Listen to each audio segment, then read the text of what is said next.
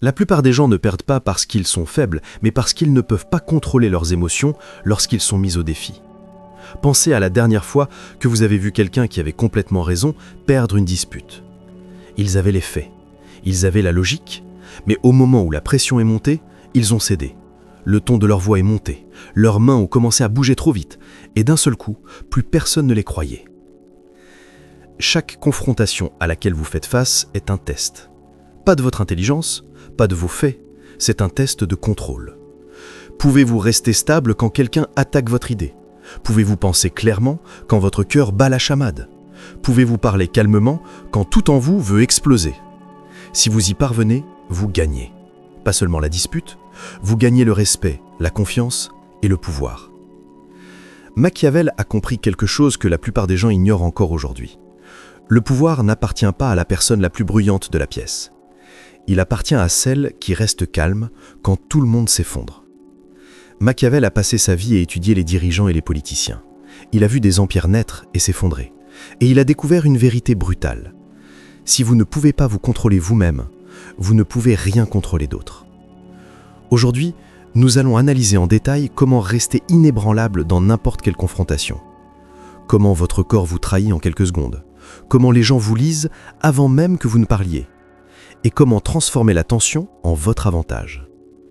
Avant de nous lancer, dites ceci avec moi. Je reste inébranlable. Pensez-le sincèrement, car à la fin de ceci, vous comprendrez pourquoi cette phrase a plus de poids que n'importe quel argument que vous pourriez avancer. Commençons. Numéro 1. Les gens font confiance à la stabilité, pas aux excuses. Voici ce que la plupart des gens comprennent complètement de travers. Ils pensent que les confrontations se gagnent avec les bons mots. Ils répètent leur défense, ils préparent leurs faits, ils alignent leur logique comme des armes. Et puis, quand le moment arrive, ils livrent leur réponse parfaite. Et tout le monde s'en fiche. Parce que dans les moments tendus, les gens n'écoutent pas vos mots de la manière dont vous pensez qu'ils le font. Ils vous observent, ils vous déchiffrent, ils étudient chaque micro-signal que votre corps envoie. Votre voix est-elle stable? Votre visage est-il calme? Votre respiration est-elle contrôlée? En se basant sur ces signaux, ils portent un jugement instantané sur votre crédibilité, sur le fait que vous soyez fort ou faible. Machiavel a écrit « Les hommes sont gouvernés autant par les apparences que par la réalité ». Il n'a pas dit que les apparences comptent un peu, il a dit qu'elles comptent autant que la réalité elle-même. Votre apparence dans une confrontation est tout aussi importante que le fait que vous ayez réellement raison. Observez deux personnes se disputer. L'une a tous les faits, mais sa voix est tremblante. Elle n'arrête pas de détourner le regard, elle s'agite. L'autre a peut-être à moitié tort, mais elle est calme. Elle parle lentement, elle maintient le contact visuel. Qui gagne dans votre esprit? La personne calme, à chaque fois. Parce que le calme projette la fiabilité. Il fait penser aux gens, cette personne sait quelque chose que je ne sais pas. Cette personne est en contrôle. La nervosité projette la faiblesse. Elle fait penser aux gens, cette personne cache quelque chose. Cette personne ne croit même pas à ses propres mots. Vous pouvez avoir la vérité de votre côté et quand même perdre parce que vous n'avez pas pu contrôler votre manière de la présenter. C'est pourquoi la préparation ne consiste pas seulement à savoir ce que vous allez dire. Il s'agit de savoir comment vous allez vous présenter. Quand quelqu'un vous met au défi, votre premier travail n'est pas de vous défendre. Votre premier travail est de rester stable. Si votre ton est calme, vous paraissez crédible, même sans la réponse parfaite. Les gens attendront qu'une personne calme parle. Ils lui accorderont le bénéfice du doute, mais ils n'attendront pas quelqu'un qui panique. Pensez aux entretiens d'embauche. Quelqu'un pose une question difficile à laquelle vous ne vous attendiez pas. Vous avez deux options. Option 1, paniquer. Parler vite, trébucher sur les mots, remplir le silence avec n'importe quoi. Votre voix monte, vous pouvez voir dans leurs yeux que vous êtes en train de les perdre.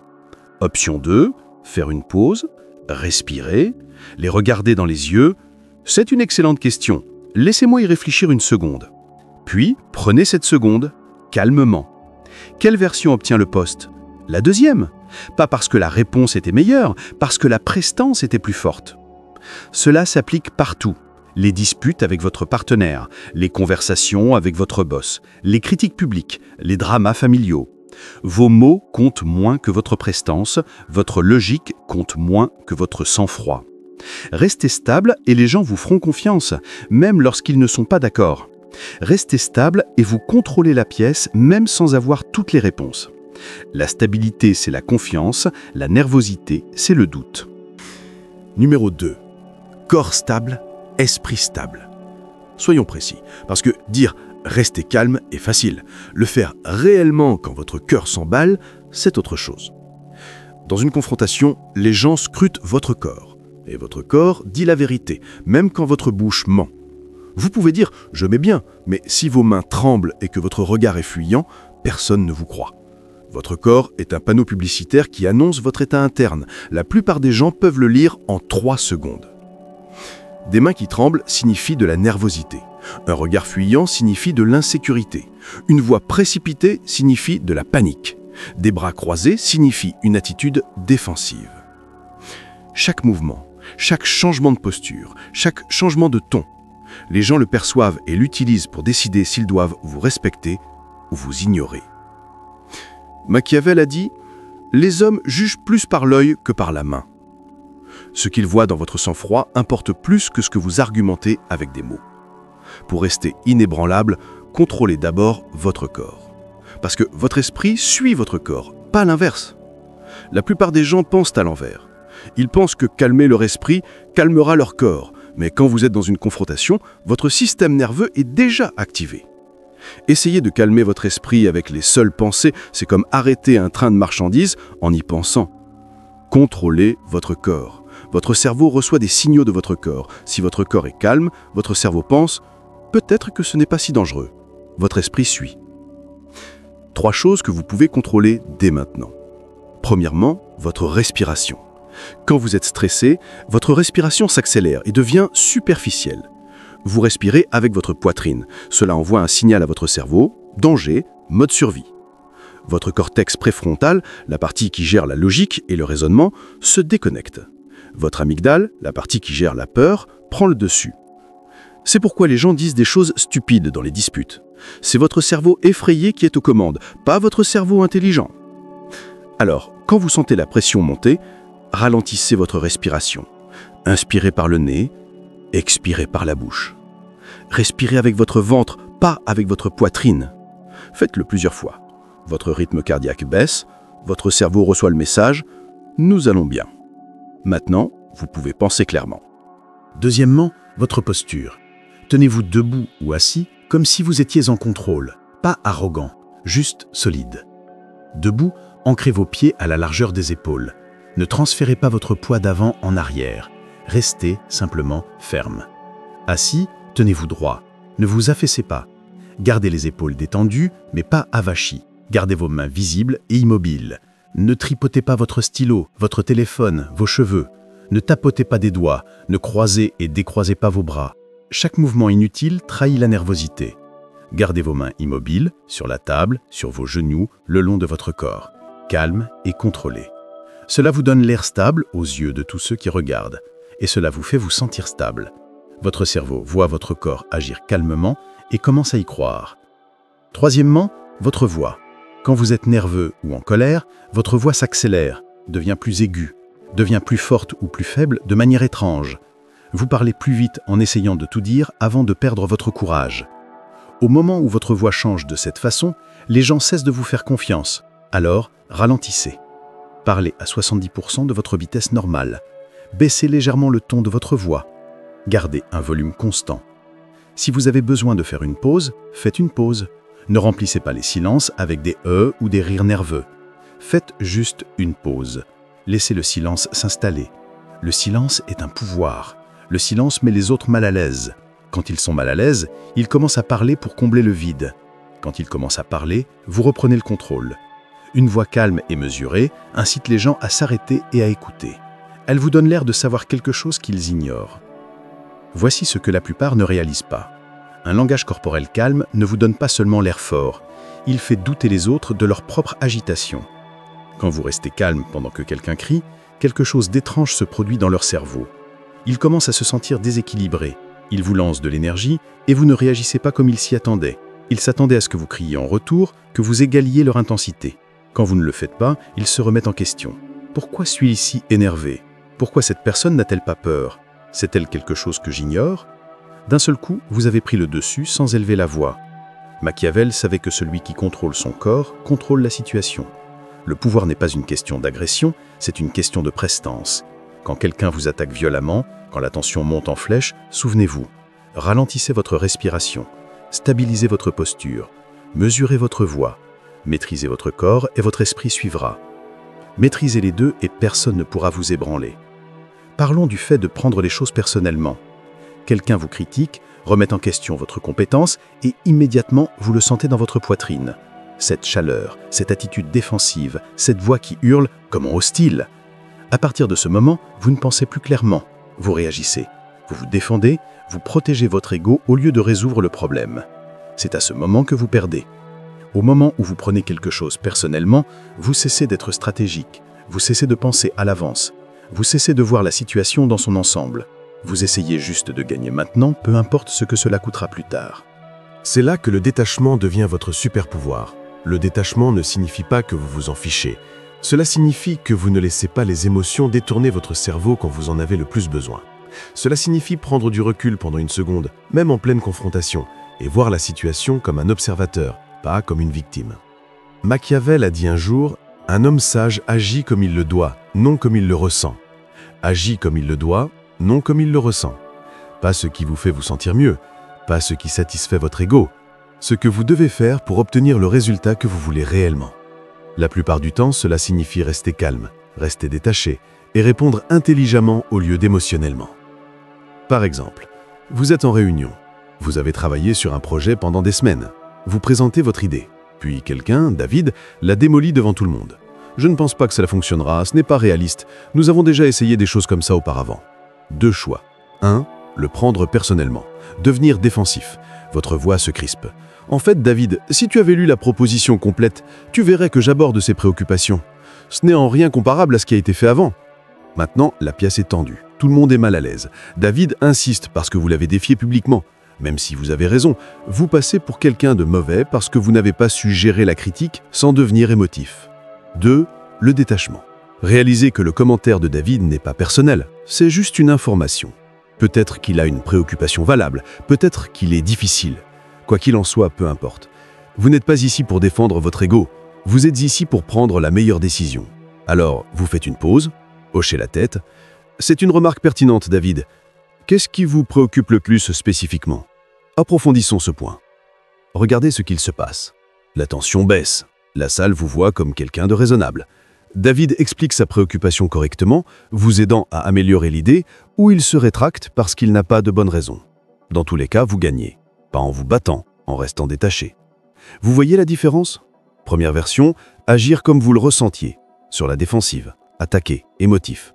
Deuxième version, agir comme vous le deviez, stratégique, calme, concentré sur le résultat. C'est ça le détachement. Le détachement vous protège également de dire des choses que vous regretterez. Combien de fois avez-vous dit quelque chose de dur dans le feu de l'action, puis passé des jours à souhaiter pouvoir le retirer? Cela arrive parce que vous n'étiez pas détaché. Vous étiez à l'intérieur de vos émotions, et vos émotions voulaient blesser, gagner, riposter.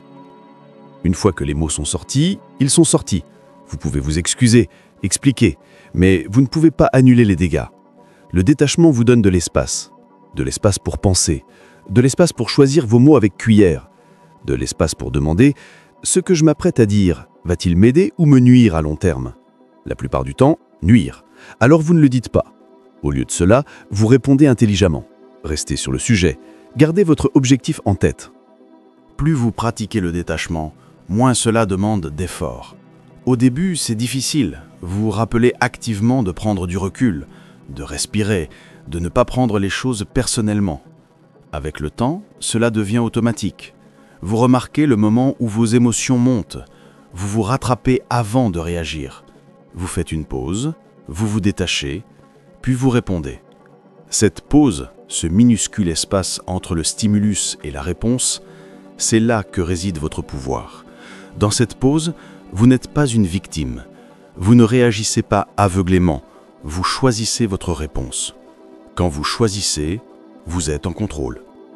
Un autre exemple. Quelqu'un vous insulte, remet en question votre intelligence, vous manque de respect devant les autres. Votre instinct, riposter, vous défendre, leur prouver qu'ils ont tort, les faire payer. Mais si vous êtes détaché, vous voyez les choses différemment. Cette personne essaie de vous provoquer. Elle veut que vous perdiez le contrôle. Elle veut que vous ayez l'air mauvais.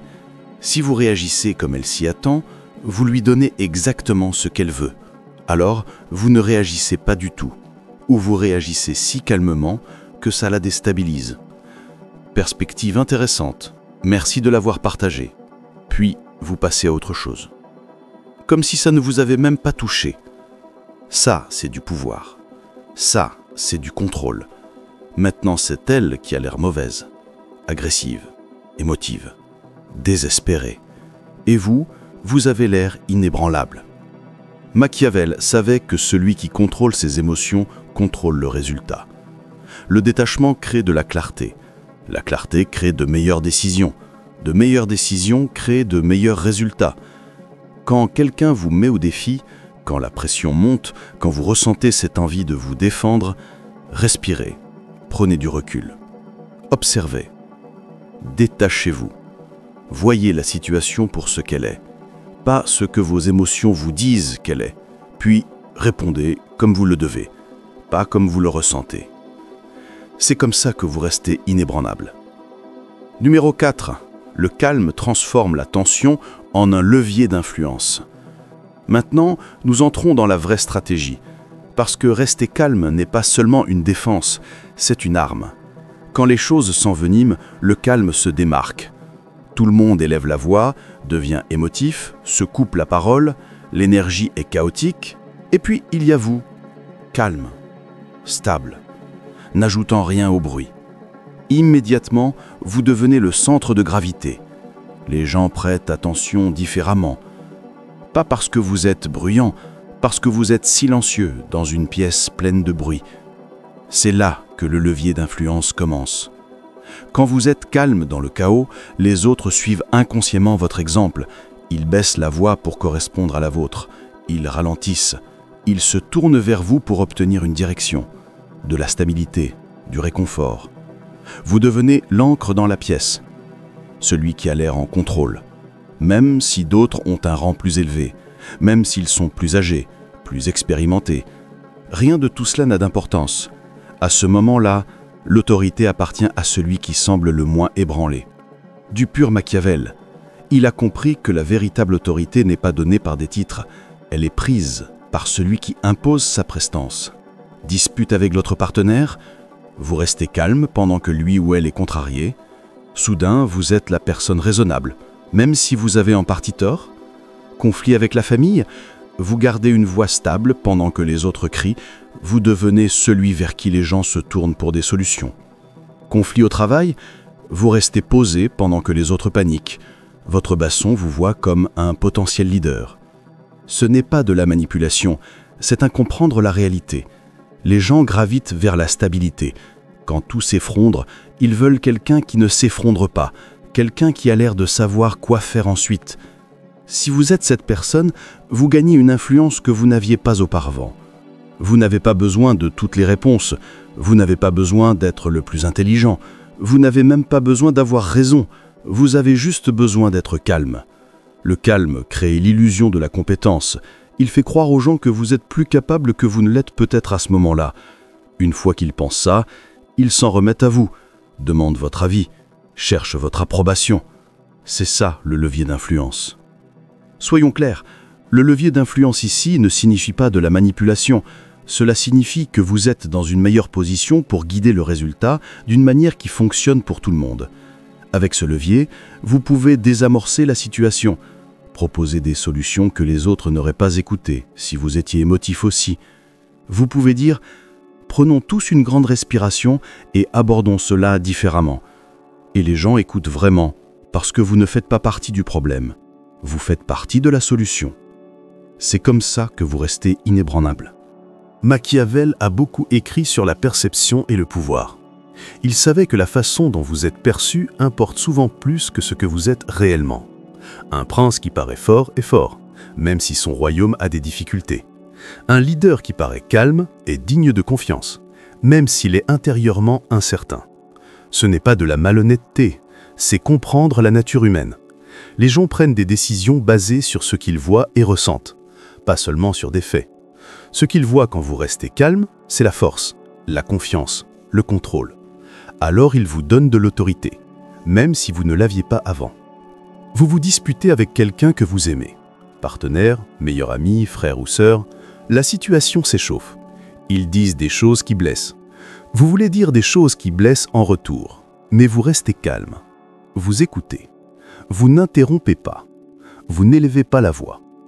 Que se passe-t-il? Au début, ils peuvent continuer, insister. Mais après un moment, votre calme agit sur eux. Ils commencent à se sentir mal à l'aise d'être les seuls à être émotifs. Ils commencent à se calmer aussi. Quand ils se calment, la vraie conversation peut enfin avoir lieu, où vous résolvez réellement le problème au lieu de simplement vous blesser mutuellement. C'est un levier d'influence, non pas sur eux, mais avec eux. Le calme ne fait pas que vous protéger. Il change toute la dynamique. Il transforme la tension en opportunité pour diriger, pour guider, pour créer un meilleur résultat.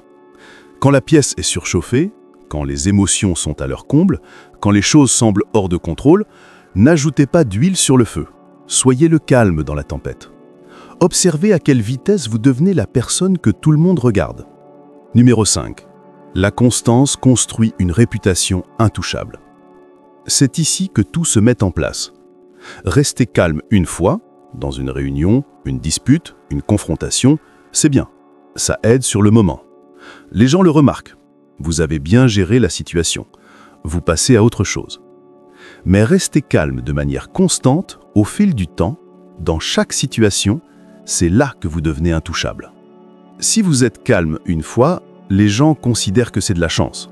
Vous étiez juste de bonne humeur, ou vous n'étiez pas vraiment investi. Ils ne vous en attribuent pas le mérite.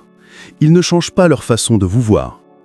Mais si vous restez calme de manière constante, chaque fois que quelque chose va mal, à chaque défi, à chaque moment de pression, les gens commencent à vous coller une étiquette. L'étiquette, inébranlable. Une fois que cette étiquette colle, elle devient votre réputation. Votre réputation vous protège d'une manière que vous ne pouvez imaginer.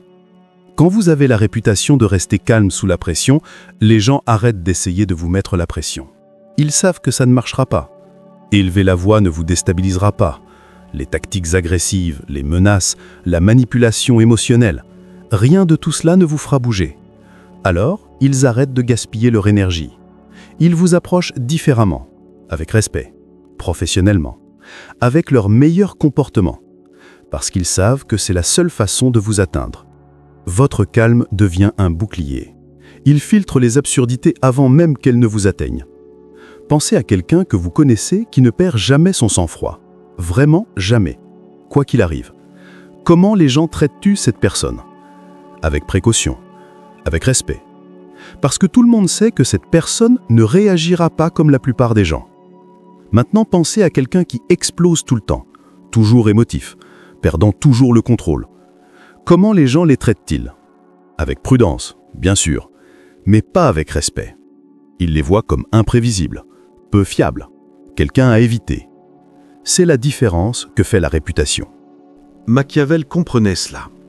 Il savait que la constance sépare les leaders respectés de ceux qui sont oubliés. Un prince qui est parfois cruel, parfois miséricordieux, déroute les gens. Ils ne savent pas à quoi s'attendre. Quand les gens ne savent pas à quoi s'attendre, ils ne vous font pas confiance. Mais un prince qui est constamment mesuré, constamment ferme, constamment calme, les gens savent exactement ce qu'ils obtiennent. Cette prévisibilité construit la confiance. Même s'ils n'aiment pas toujours vos décisions, ils respectent votre constance. La même chose s'applique à vous. Quand vous êtes constamment calme, les gens apprennent que c'est qui vous êtes. Pas une humeur, pas quelque chose d'exceptionnel, votre caractère. Une fois que c'est votre caractère, ça devient votre identité. Les gens vous présentent de cette façon. Tu dois rencontrer Alex. Rien ne le déstabilise. Ou à travail. S'il y a une crise, faites venir Jordan dans la pièce. Il ou elle ne panique jamais. Cette réputation ouvre des portes, crée des opportunités, fait que les gens veulent que vous soyez dans leur équipe, dans leur camp, à la tête de leur projet. Tout le monde veut travailler avec quelqu'un qui ne s'effondrera pas quand les choses deviennent difficiles. Mais voici la dure vérité. Construire cette réputation prend du temps et exige une réelle constance. Vous ne pouvez pas être calme pendant 1 mois, puis exploser contre quelqu'un et vous attendre à ce que votre réputation reste intacte. Elle ne le restera pas. Une seule perte de contrôle majeure peut annuler des mois de comportement stable, parce que les gens se souviennent plus des explosions que du calme. C'est ainsi que fonctionne la mémoire humaine. Nous nous souvenons des exceptions, des moments dramatiques, des fois où quelqu'un a agi différemment de son caractère. Donc, pour construire une réputation intouchable, vous devez vous engager. Pas pour 1 semaine, pas quand c'est pratique, toujours. Cela ne signifie pas que vous ne pouvez pas avoir d'émotions. Vous pouvez être contrarié, frustré, déçu. Cela signifie que vous ne laissez pas ces émotions contrôler la façon dont vous vous présentez. Vous les ressentez, vous les traitez, mais vous ne les laissez pas dicter votre comportement sur le moment. Vous parlez toujours calmement, pensez clairement, maintenez votre prestance. Au fil du temps, cette constance s'accumule. Chaque fois que vous restez calme quand les autres s'attendent à ce que vous perdiez votre sang-froid, votre réputation se renforce. Chaque fois que vous gérez une crise avec sang-froid, les gens vous font davantage confiance. Chaque fois que vous refusez d'être ébranlé, vous ajoutez une brique de plus au mur qui vous protège. Finalement, ce mur devient si solide que rien ne peut le percer. Les gens vous testeront au début, surtout s'ils ont l'habitude de voir les autres craquer. Ils pousseront plus fort, essaieront de vous provoquer, verront si vous êtes authentique ou si vous jouez la comédie. Mais si vous réussissez ces tests, si vous restez inébranlable à chaque fois, ils arrêtent de tester. Ils acceptent que c'est ce que vous êtes, et ils ajustent leur comportement en conséquence. C'est à ce moment-là que vous avez vraiment gagné. Pas seulement des confrontations individuelles, mais la partie sur le long terme. Maintenant, vous n'avez plus à mener autant de batailles. Votre réputation se bat pour vous. Les gens vous approchent avec respect dès le début. N'essaie pas de vous intimider, ne joue pas à des jeux, ne perdez pas votre temps avec des drames. Et dans les rares occasions où quelqu'un vous défie, tout le monde dans la pièce est déjà de votre côté, parce qu'ils savent que vous n'êtes pas le problème.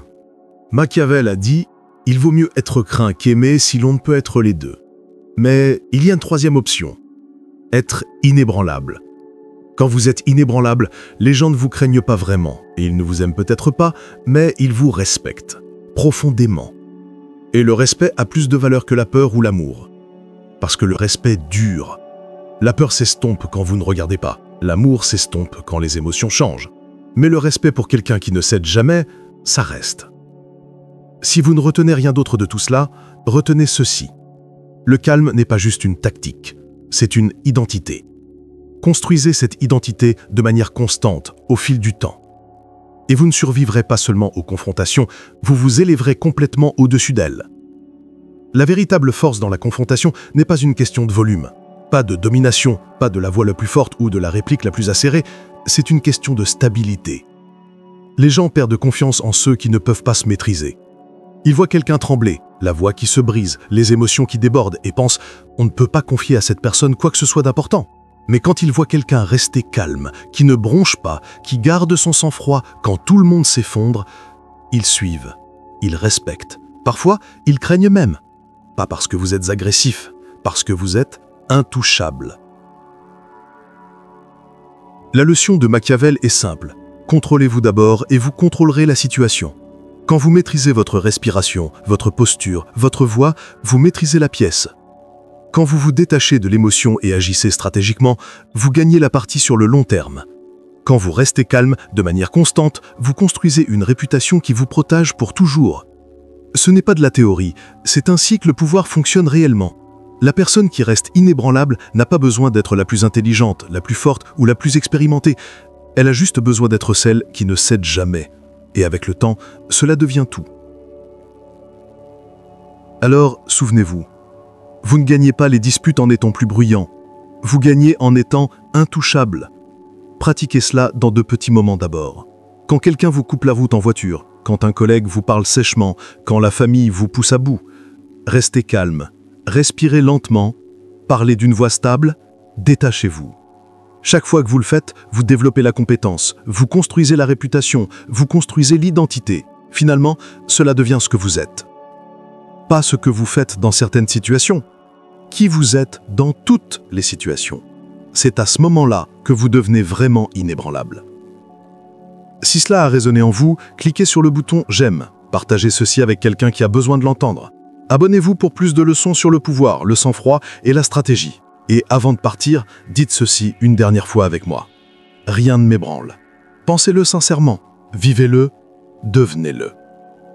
Vous êtes inébranlable. Maintenant, prouvez-le.